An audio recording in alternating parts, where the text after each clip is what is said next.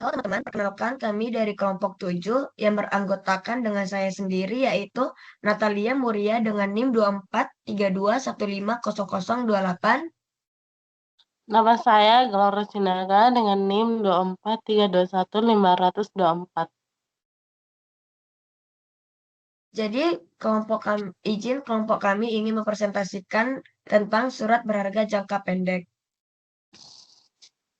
Yang pertama itu, apa itu surat berharga jangka pendek? Surat berharga jangka pendek adalah instrumen keuangan yang diterbitkan untuk memenuhi kebutuhan modal kerja sementara dan biasanya memiliki jangka waktu kurang dari 1 tahun. Instrumen ini umumnya dipilih karena relatif aman, liquid, dan mudah diperjualbelikan sehingga cocok bagi investor yang ingin memperoleh keuntungan dengan risiko yang rendah dalam waktu singkat. Surat berharga jangka pendek biasanya diterbitkan tanpa bunga atau kupon, melainkan menggunakan sistem diskonto, yaitu dijual di bawah nilai nominal dan pada saat jatuh tempo akan dibayar penuh sebesar nilai nominalnya. Selisih antara harga beli dan nilai nominal inilah yang menjadi keuntungan atau yield bagi investor. Karena karakteristik ini, surat berharga jangka pendek sering digunakan sebagai alternatif investasi jangka pendek dibandingkan menyimpan dana menganggur. Dari sisi pemerintah dan otoritas moneter, surat berharga jangka pendek berfungsi sebagai alat pembiayaan dan pengendalian moneter. Contohnya, surat perbendaharaan negara atau SPN diterbitkan oleh pemerintah untuk menutup kebutuhan kas negara dalam jangka pendek, sedangkan sertifikat Bank Indonesia atau SBI diterbitkan oleh Bank Indonesia untuk mengendalikan jumlah uang beredar dan menjaga stabilitas suku bunga. Ketika BI menjual SBI, uang beredar di masyarakat berkurang dan sebaliknya. Selanjutnya dalam dunia usaha, perusahaan memanfaatkan SBJP seperti commercial paper atau CP untuk memenuhi kebutuhan modal kerja, misalnya untuk membayar bahan baku, gaji, dan biaya operasional lainnya, tanpa harus mengambil kredit bank jangka panjang. Selain itu, terdapat akseptasi bank yang sering digunakan dalam transaksi perdagangan, terutama perdagangan internasional karena adanya jaminan dari bank yang meningkatkan kepercayaan pihak-pihak bertransaksi. Dan bagi investor, SBJP menawarkan beberapa keunggulan antara lain resiko gagal bayar yang relatif rendah, likuiditas tinggi, serta kepastian nilai pada saat jatuh tempo. Namun, resikonya tetap ada, seperti resiko gagal bayar pada instrumen yang diterbitkan perusahaan, resiko likuiditas, dan resiko perusahaan suku bunga. Oleh karena itu, investor perlu mempertimbangkan kredibilitas penerbit, jangka waktu, dan tingkat imbal hasil sebelum berinvestasi. Secara keseluruhan, surat berharga jangka pendek memiliki peran penting dalam sistem keuangan karena menjembatani kebutuhan dana jangka pendek penerbit dengan kebutuhan investasi aman bagi investor. Instrumen ini membantu menjaga kelancaran arus kas, stabilitas pasar keuangan, dan efektivitas kebijakan moneter, sehingga menjadi bagian yang tidak terpisahkan dari investasi ekonomi modern.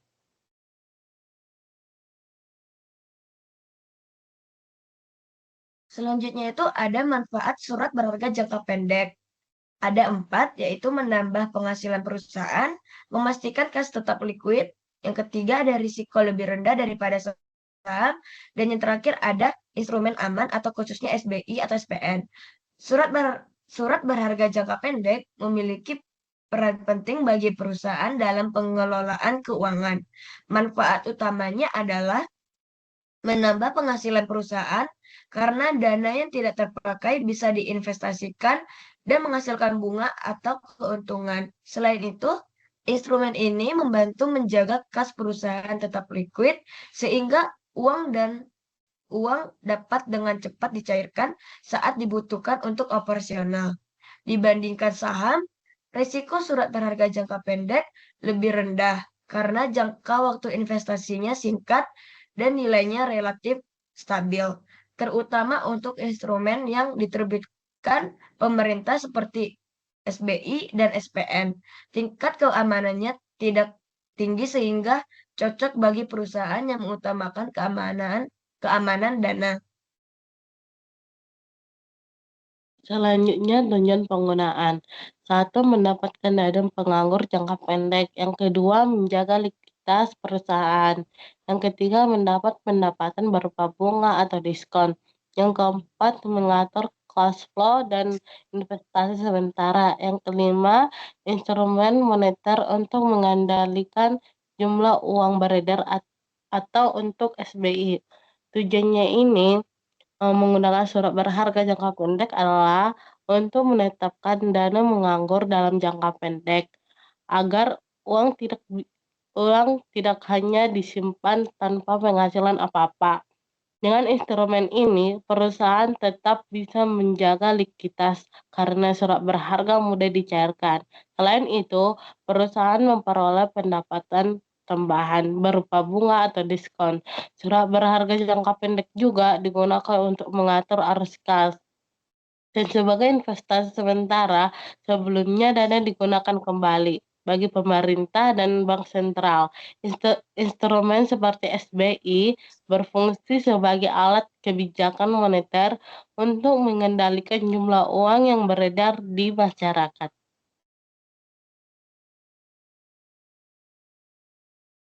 Selanjutnya itu Selanjutnya, ada Selanjutnya itu ada beberapa karakteristik umum surat berharga jangka pendek. Yang pertama itu ada jatuh tempo maksimal 1 tahun. Yang kedua ada risiko relatif rendah. Yang ketiga ada tingkat likuiditas tinggi atau mudah dicairkan. Yang keempat ada memberikan keuntungan berupa bunga, kupon atau diskonto. Yang kelima ada dapat diperjualbelikan di pasar uang. Eh,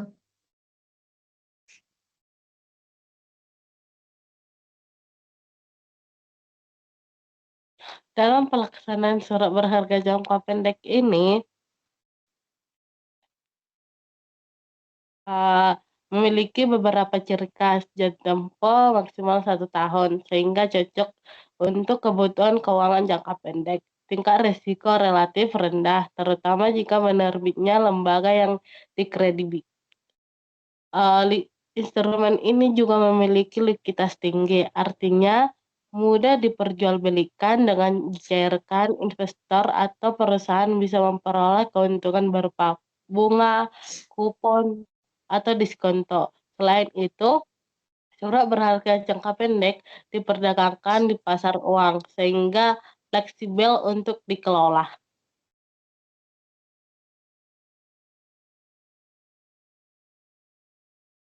Selanjutnya itu ada aturan hukum surat berharga jangka pendek.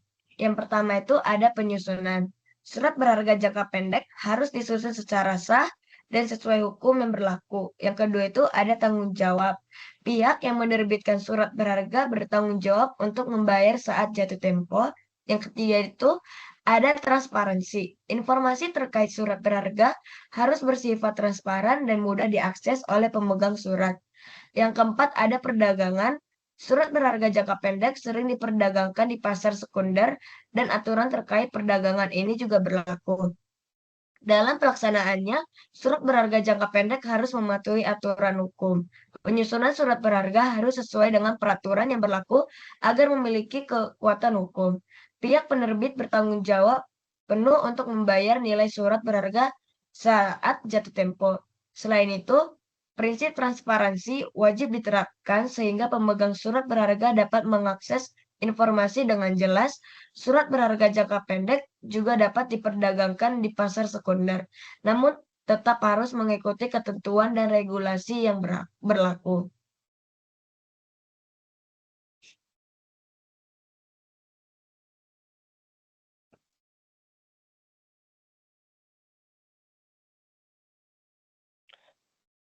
Jenis dan contoh surat berharga jangka pendek. 1. Akseptasi bank. Wesel yang dikeluarkan bank dan bank berjanji untuk melakukan pembayaran wesel sesuai jangka pendek kepada pemegang. Akseptasi bank sejumlah nilai nominal pada saat maturitas. Contoh soal, bank mengakseptasi wesel 600 juta berjangka 180 hari dengan bunga 6% per tahun dibayar saat jatuh tempo. Hitung nilai yang harus dibayar pada saat jatuh tempo. Bunga FP dikali R dikali T bagi 360 sama dengan 600 juta dikali 6% dikali 180 bagi 360 sama dengan 600 juta dikali 0,06 dikali 0,5 sama dengan 600 juta dikali 0,03 sama dengan 18 juta. Jumlah yang harus dibayar pada saat jatuh tempo 600 juta ditambah 18 juta sama dengan 618 juta. Yang kedua itu ada jenis sertifikat Bank Indonesia atau SBI, yaitu surat berharga yang diterbitkan oleh Bank Indonesia dengan tingkat suku bunga tertentu. Surat berharga ini dapat diperjualbelikan. Contoh, Bank Aman Sejahtera ingin menempatkan dana sementara dalam instrumen yang aman. Bank tersebut membeli sertifikat Bank Indonesia SBI berjangka 1 bulan dengan nilai nominal atau N seharga 100 juta, tingkat diskonto atau D sama dengan 6% per tahun. Yang ketiga ada jangka waktu atau T sama dengan 1 bulan sama dengan 30 hari. Menghitung harga beli sertifikat Bank Indonesia dibagi harga beli sama dengan 100 juta dikali 1 dikurang 0,06 dikali 30 dibagi 360. Hitung bagian diskonto. 0,06 dikali 30 dibagi 360 sama dengan 1,8 dibagi 360 sama dengan 0,005. Harga beli sama dengan 100 juta dikali 1 dikurang 0,005 sama dengan 100 juta dikali 0,995 sama dengan 99 juta 500. Keuntungan sama dengan nilai nominal dikurang harga beli sama dengan 100 juta dikurang 99 juta 500 dan hasilnya adalah 500.000. Selanjutnya, deposito berjangka. Simpanan bank atas nama nasabah dengan jangka waktu 1, 3, 6, atau 12 bulan. Tersedia dalam rupiah maupun valuta asing dengan bunga tertentu yang bisa diambil tiap bulan atau saat jatuh tempo. Pencairannya hanya dapat dilakukan dengan jatuh tempo. Contoh soal, ketika Jessica memberikan setoran pokok sebesar 200 juta ke deposito berjangka yang mempunyai bunga senilai 12% dan pajak sebesar 18%. Berapa nilai deposito Jessica ketika jatuh tempo dalam waktu 12 bulan? Bunga deposito sama dengan setoran pokok dikali suku bunga deposito dikali tenor dalam satuan hari bagi 12 sama dengan 200 juta dikali 12% dikali 360 dibagi 365 sama dengan 8 juta 640 ribu dibagi 365 sama dengan 23.671.232. Pajak deposito sama dengan pajak dikali bunga deposito sama dengan 18% dikali 23.671.232 sama dengan 4.260.821. Jadi total deposito 219.410.411. Selanjutnya itu ada surat perbendaharaan negara atau SPN. Surat berharga berupa surat pengakuan utang dalam mata uang rupiah maupun valuta asing yang dijamin pembayaran dan pokoknya oleh negara Republik Indonesia berjangka waktu sampai dengan 12 bulan. Contohnya itu, seorang investor membeli surat perbendaharaan negara atau SPN dengan harga 97.800, nilai nominal seharga 100.000 dan jatuh tempo 182 hari lagi. Berapa yield surat perbendaharaan negara atau SPN yang diterima investor? Rumusnya itu I sama dengan N per P dikurang 1 dikali 365 dibagi D.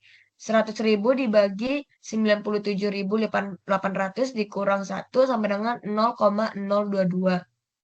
I sama dengan 0,02248 dikali 365 dibagi 182 dan hasilnya itu 0,045. Dan kesimpulan pada PPT kami yaitu surat berharga jangka pendek adalah instrumen keuangan berumur kurang dari 1 tahun yang digunakan untuk memenuhi kebutuhan dana sementara. Instrumen ini liquid, berisiko rendah, dan dapat memberi keuntungan berupa bunga atau diskonto. Jenis-jenisnya yaitu seperti akseptasi bank, SBI, deposito, dan SPN membantu perusahaan maupun investor mengelola dana jangka pendek secara aman dan efisien. Sekian dari kelompok kami. Maaf jika ada salah kata, mohon dimaafkan. Terima kasih.